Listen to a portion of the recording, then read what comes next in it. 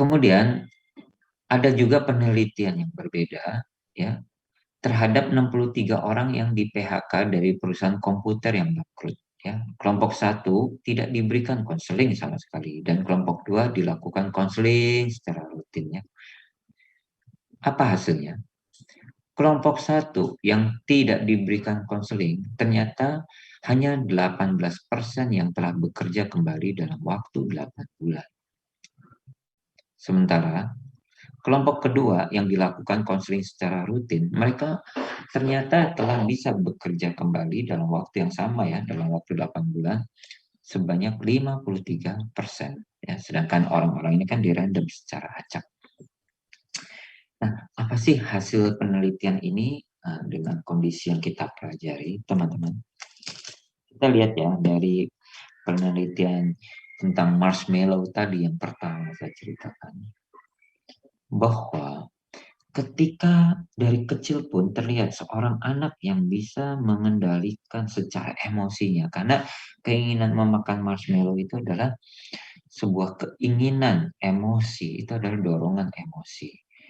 Ketika anak-anak itu dari kecil yang memang sudah memiliki gambaran kemampuan untuk menahan emosi dia, memang kelihatan pada ketika akhirnya setelah dia dewasa menunjukkan kematangan emosi yang lebih baik dan juga menunjukkan bahwa mereka secara akademis juga menunjukkan lebih tinggi hasilnya dibandingkan anak-anak yang tidak mampu menahan atau mengendalikan emosinya.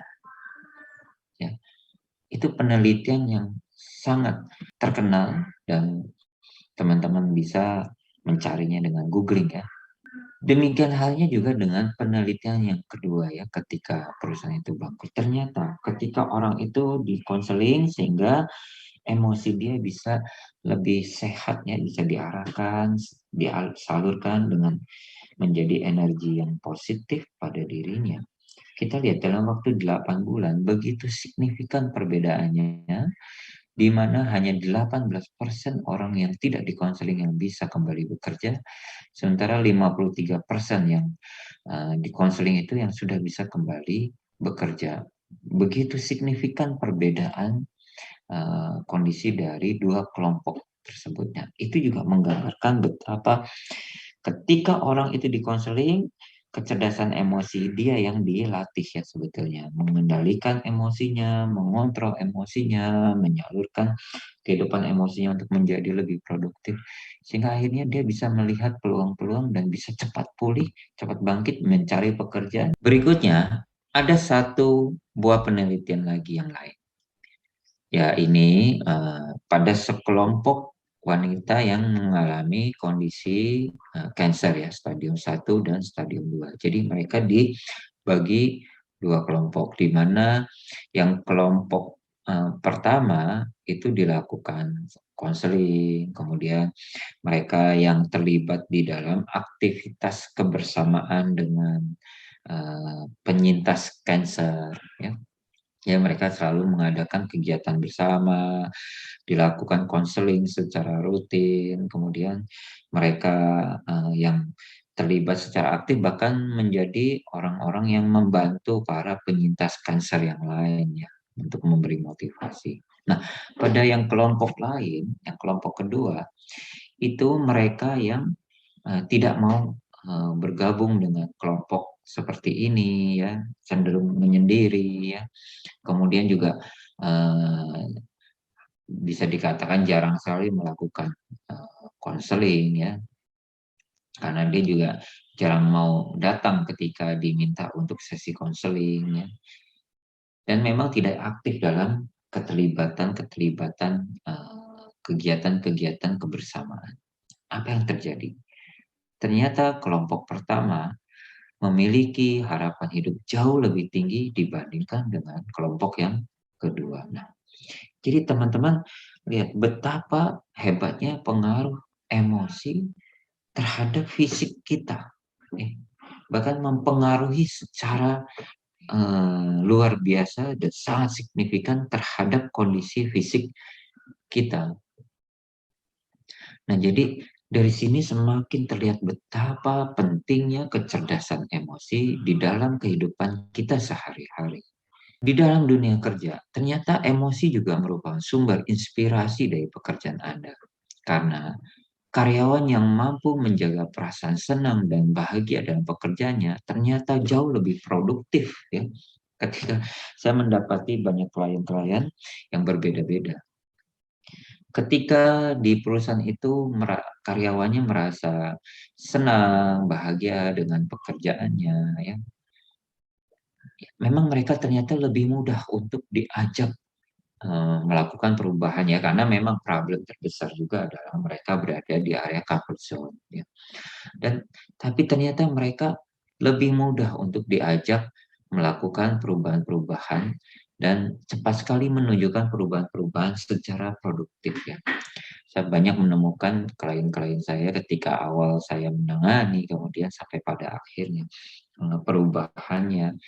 Dan setelah selesai program konselingnya, program pembelajaran manajemennya, setahu saya selalu terus mengikuti perusahaan-perusahaan tersebut. Ya. Jadi setelah 2 tahun, 3 tahun, bahkan ada yang 5 tahun, ketika saya selalu evaluasi kembali, selalu saya tanya kembali, ternyata ketika mereka betul-betul mengalami perubahan, kondisi lingkungan pekerjaannya menyenangkan, ya, lingkungannya merasa nyaman, ya, karena saya banyak menjalankan kegiatan 5R ya, diantaranya menciptakan kondisi perubahan lingkungan kan. Ya, mereka merasa senang, nyaman, kemudian hubungan kerja juga menjadi lebih baik ya, karena biasanya saya juga dorong mereka untuk melakukan improvement.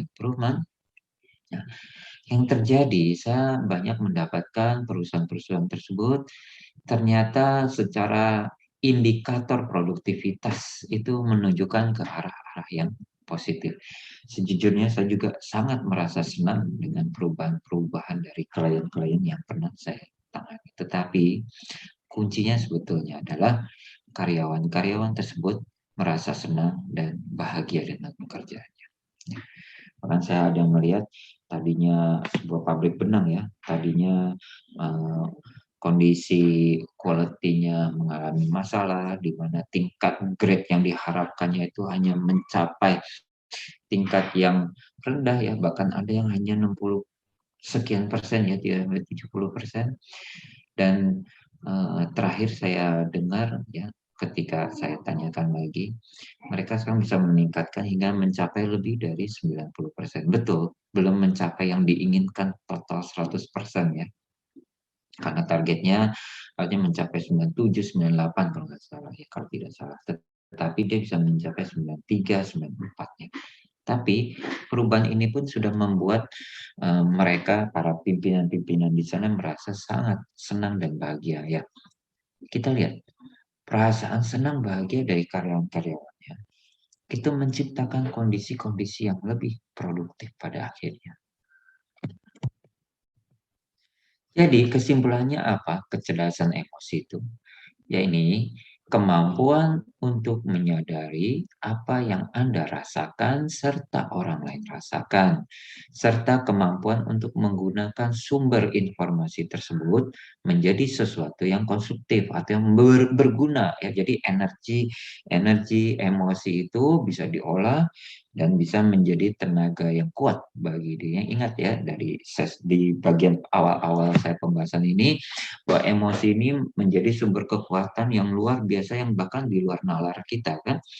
Nah, bayangkan kekuatan energi yang begitu besar, begitu hebat, tetapi diarahkan sesuatu yang konstruktif atau sesuatu yang menjadi produktivitas bagi kita. Wah, maka hasilnya kan menjadi luar biasa. Sebaliknya, jika kecerdasan emosi ini tidak dapat diarahkan, menunggu talangnya pecah atau memang energi itu keluar begitu saja tanpa bisa menjadi sesuatu yang produktif, pada akhirnya hanya capek, kelelahan, dan membuat Anda justru akan semakin kesulitan di dalam berbagai aspek kehidupan Anda. Ada berita baik tentang kecerdasan emosi.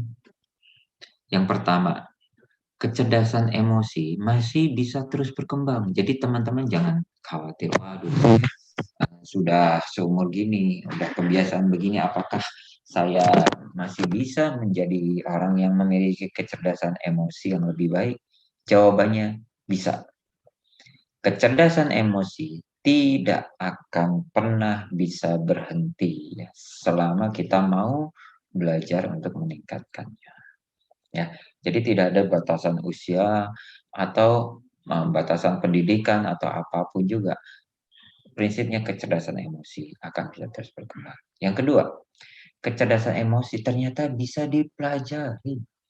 Ya, jadi orang yang cerdas secara emosi itu bisa belajar ya, belajar melalui apa? Melalui eee eee, ya mengendalikan, memulai memahami konsep-konsep dengan benar dan sebagainya yang nanti akan kita jelaskan di bagian berikutnya ya. Bagaimana kita mempelajari untuk meningkatkan kecerdasan emosi kita.